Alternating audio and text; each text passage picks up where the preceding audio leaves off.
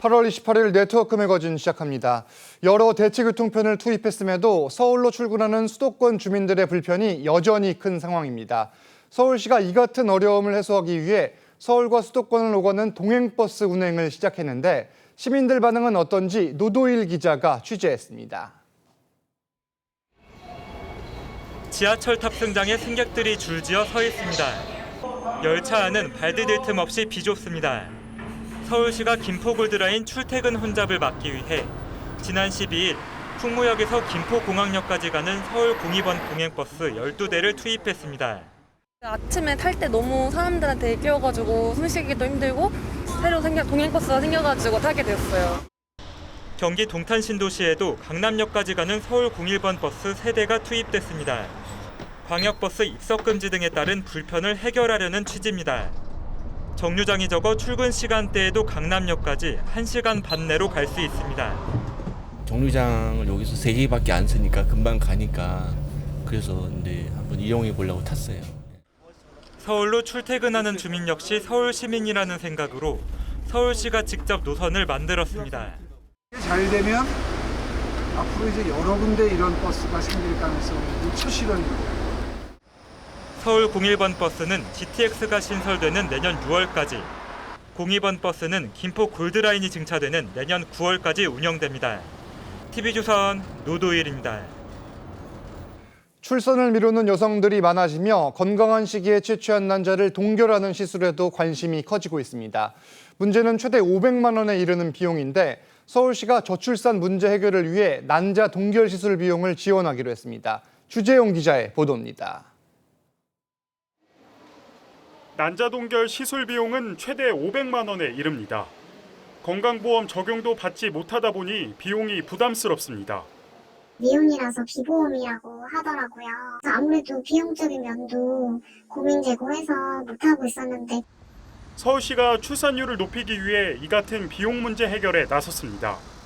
다음 달부터 난자 동결 시술 비용의 50%를 지원하는데 1인당 최대 200만 원까지 지원받을 수 있습니다. 올해 말까지 지원 규모는 서울 거주 여성 300명으로 전국 지자체 가운데 최대 지원 규모입니다. 지난해 서울시의 합계 출산율은 0.59명으로 4년 연속 전국 광역자치단체 가운데 가장 낮은 수치를 기록했기 때문입니다. 내년에는 1000명으로 확대해서 임신 출산이 보다 더 행복한 선택이 될 수 있도록 적극 지원해 나가겠습니다. 손해보험협회는 지난 24일 서울시와 저출생 위기 극복 공동협력 업무협약을 맺고 오는 2026년까지 서울시에 40억 원을 지원하기로 했습니다. TV조선 주재용입니다. 경기도 양주와 수원을 잇는 광역급행철도 GTX-C 노선이 이르면 연내 착공될 예정입니다. 특히 기존 노선에서 안산 상록수역이 추가됐습니다. 김승돈 기자가 취재했습니다. GTX-C 노선은 경기 북부에서 서울을 가로질러 경기 남부를 잇는 광역급행철도 사업입니다. 양주시 덕정역에서 수원역까지 84km 구간에 14개 정거장을 건설하는 것으로 지난 2011년 국가철도망 계획에 반영됐습니다. 사업비만 4조 6천억 원 넘게 소요될 것으로 추정됐는데 국토부와 사업 시행자인 현대건설 컨소시엄이 민간 투자 실시 협약을 맺고 올해부터 본격 추진합니다. 쌓이고 꼬여있던 문제들을 하나씩 풀어서 드디어 연내 착공을. 이번에 공개된 노선에는 안산 상록수역이 추가로 포함됐습니다. 군포 금정에서 수원 구간의 일부 열차를 안산 쪽으로 운영한다는 계획입니다. 해당 구간의 사업비는 안산시가 부담해야 합니다. 사업이 완료되면 안산에서 서울 강남까지 30분대 이동이 가능할 전망입니다. 좋은 인재들이 올 수 있는 그런 교통 환경을 만드는 것이 목표이기 때문에 GTX 신호선 상록수역 유치는 안산의 브랜드 가치를 높이는 가장 큰 요인이 될 겁니다. 국토부는 올해 안에 GTX-C 노선 사업의 첫 삽을 떠 2028년까지 마무리한다는 계획입니다. TV조선 김승도입니다. 사고 위험을 낮추고 교통체증을 해소하기 위해 도입한 회전교차로가 울산에선 오히려 부작용을 낳고 있습니다. 사고까지 속출하며 악마의 로터리로 불릴 정도에 이르자 울산시는 평면교차로 전환에 착수했습니다. 김동영 기자입니다. 교차로 진입로엔 차량이 길게 늘어섰고 교차로 안에서는 뒤엉킨 차량끼리 접촉사고까지 납니다. 울산의 관문 중 한 곳인 신봉로터리입니다. 회전교차로와 신호등이 뒤섞인 데다 하루 평균 통행 차량이 6,000대에 이르다 보니 고질적인 교통정체가 빚어집니다. 관문이다 보니까 그리고 오거리다 보니까 차량들이 한꺼번에 다 이렇게 모이니까 정체가 많은 곳이. 울산시가 이른바 악마의 로터리로 불리는 이곳의 교통체계 개선에 착수했습니다. 지난 21일부터는 로터리 가운데 들어선 제2공업탑부터 철거하기 시작했습니다. 다음 달 말 제2공업탑 해체가 마무리되면 10월 초 신봉 로터리는 신복 5거리로 평면 교차로가 될 예정입니다. 울산시는 평면 교차로 도입을 통해 사고 예방과 통행 환경 개선 효과를 기대합니다. 보행 거리가 한 1.3km 정도 됐었는데 이 거리를 한 300m 정도로 줄일 수가 있습니다. 단절됐던 주변을 하나로 이어주는 계기가 될 것 같고요. 울산시는 이번 신봉 로터리 개선 효과를 분석해 교통체증이 심한 다른 구간에도 적용할 방침입니다. TV조선 김동영입니다. 고수온 여파로 동해의 명태가 사라진 데 이어 용의 비늘을 닮은 토종 용다시마도 같은 이유로 멸종 위기에 놓였습니다. 국내 연구진이 최근 인공증식 개체에 대한 최적의 생장 조건을 찾아냈는데 완전 양식 부활에도 청신호가 켜졌습니다. 이승훈 기자의 보도입니다. 크레인으로 바닷속 밧줄을 당기자 거대한 다시마가 줄줄이 매달려 올라옵니다. 멸종 위기에 놓인 동해안 토종 용다시마입니다. 울퉁불퉁한 모습이 마치 용의 비닐을 닮아 이름 지어졌습니다. 용다시마는 1990년대에는 연간 1000여 톤이 생산됐지만 남핵과 해양 환경 변화로 2010년부터는 자연에서 사라져 멸종 위기종으로 분류됐습니다. 7년 전 용다시마 복원에 나선 국립수산과학원은 2021년부터 인공종자 대량 생산과 수온별 인공양식 기술 개발 접목에 성공했습니다.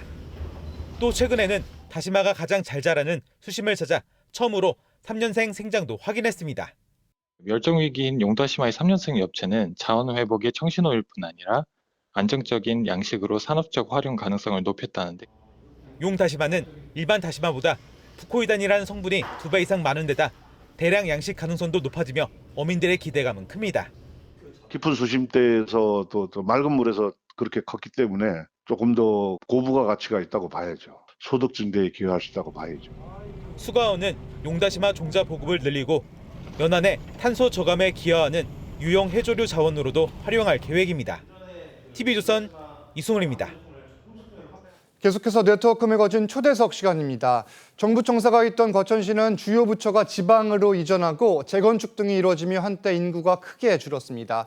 하지만 최근 들어 신규 공공주택 지구가 들어서고 지식정보타운 개발 등으로 활기를 되찾고 있는데 신계용 과천시장 모시고 자세한 이야기 들어보겠습니다. 안녕하십니까? 네, 안녕하세요. 반갑습니다. 와주셔서 감사합니다. 일단 과천에 지금 새로 둥지를 트고 있는 기업들이 많은 것으로 알고 있어요. 네. 어떤 상황인지 설명을 좀 부탁드릴게요. 예, 기업체뿐만이 아니라 인구도 늘고 있는데요. 다른 지역 같은 경우 요즘에 인구 절벽을 이런 사회 현상을 따라서 이제 인구가 줄고 있는데 예. 저희 과천시는 재건축을 비롯해서 관내에서 3개의 택지 개발 공급 사업이 이루어지고 있습니다. 네. 그러다 보니까 인구도 지금 중간 단계에 있는데 한 10,000명이 늘어서 지금 8만 명이 되고 있고요.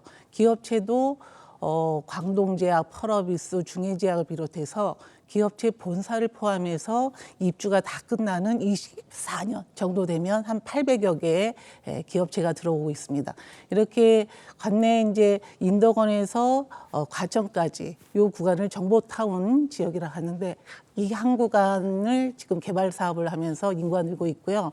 앞으로 2035년이 되면 과천지구, 예. 조암지구 개발이 되면 14만 인구가 늘 것입니다. 예. 14만 명까지 지금 늘 것으로 보이는데 현재 과천 인구가 8만 명인데 뭐 최근 들어 10,000명이 늘었다. 예. 비율적으로 상당히 많이 늘은 것 같고 예. 젊은 세대 유입이 많은 것 같아요. 네, 예. 지원 대책이 있을까요? 네, 아무래도 택지 공급이 요즘에 신혼부부, 청년, 다자녀 이렇게 중심으로 공급이 되다 보니까 과천에 이렇게 젊은 층들이 많이 유입이 되고 있습니다. 예. 그래서 출산 장려금뿐만이 아니라 임신만 했다 해도 저희는 축하금으로 20만 원을 지원을 해드리고 예. 뭐 산모 신생아들에 대한 지원 사업 또 아이 키우고 또 교육하기 좋은 그런 환경을 만들기 위해서 어린이집, 시대 어린이집도 확충하고 있고요.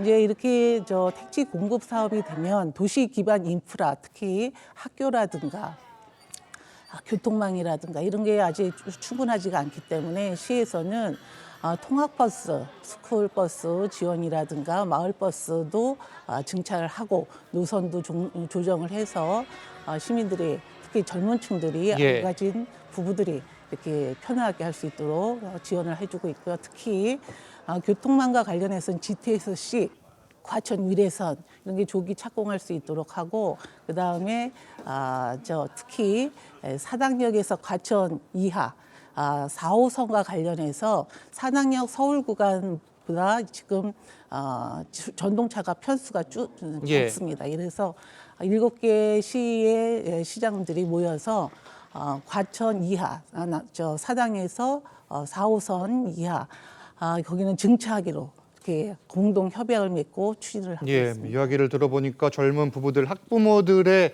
반응이 아무래도 나올 것 같은데 다른 이야기도 좀 들어볼게요. 일단 정부 과천청사, 이 시청자분들도 이곳을 많이 기억을 할 텐데 유휴지가 있잖아요. 네. 활용 방안이 어떻습니까?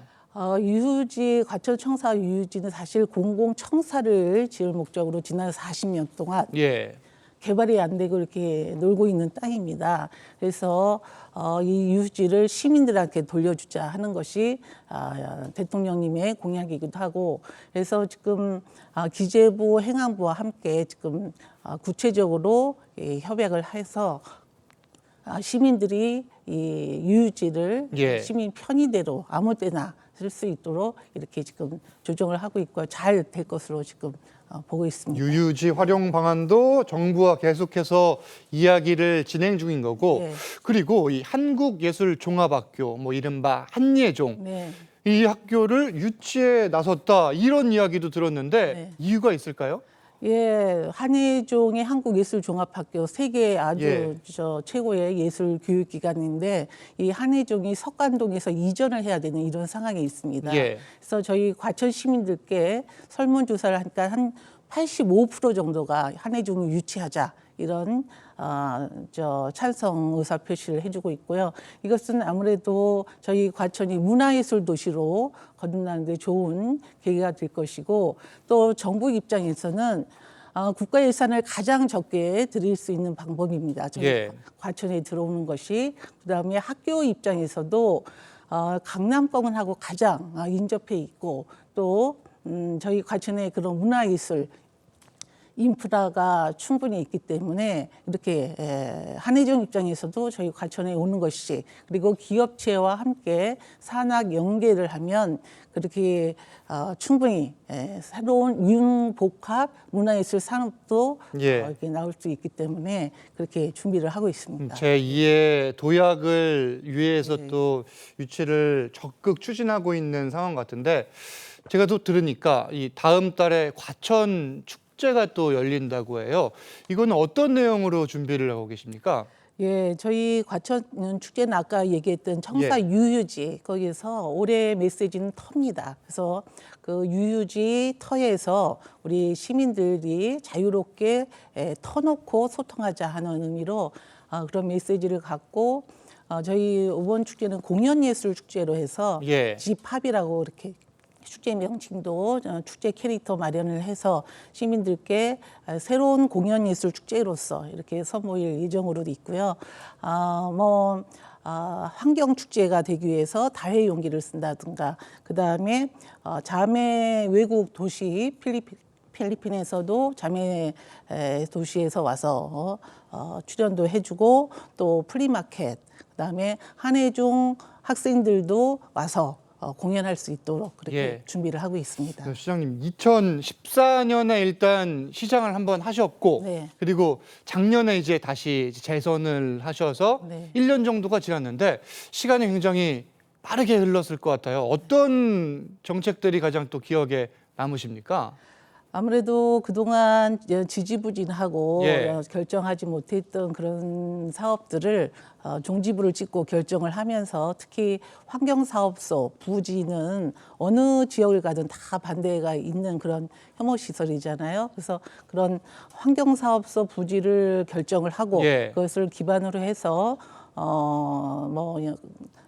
과천지구라든가 우리 재건축 사업이라든가 이런 것들이 추진될 수 있었던 것을 큰 보람으로 예. 생각합니다. 앞으로 3년, 뭐 길다면 길고 짧다면 짧은 시간일 것 같은데 남은 임기 어떻게 과천시를 이끌어가겠다. 마지막으로 한 말씀 부탁드릴게요. 예, 저희 과천은 정말 전국에서 가장 살기 좋은 도시로 지금 꼽히고 있는데 그래도 좀 부족한 것이 의료 시설이 부족합니다. 그래서 앞으로 남은 임기 동안에는 의료 시설을 확충을 해서 그야말로 명실상부한 그런 전국에서 가장 살기 좋은 도시 과천을 계속해서 이어갈 수 있도록 그렇게 노력하겠습니다. 시민 여러분들 끝까지 응원해 주시고 해주시면 좋은 결과 있을 거라고 생각합니다. 알겠습니다. 앞으로 과천시 잘 이끌어 가시길 바라겠습니다.